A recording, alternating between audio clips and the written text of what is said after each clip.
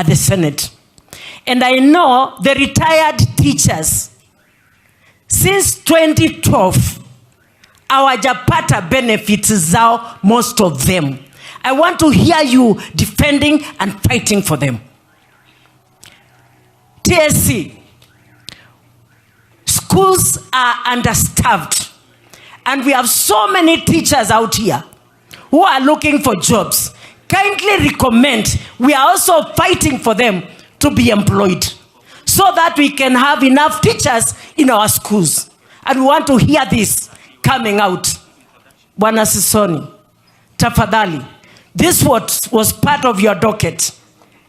And right now where you sit, you should push the agendas of the teachers and the agendas of the schools. We want to hear your voice.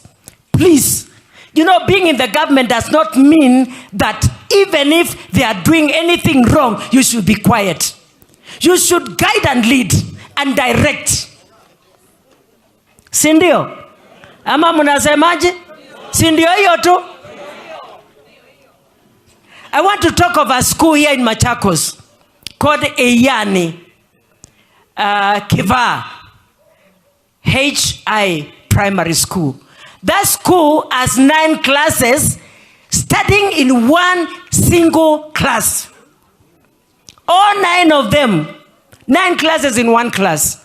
And I want to say, yesterday I did a motion, a statement at the Senate to call the CS of education to come and answer why we don't have classes for those students. And we have only 3 teachers teaching. TSC tafadhali.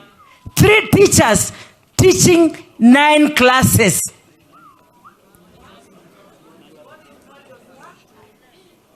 We want to hear you talking.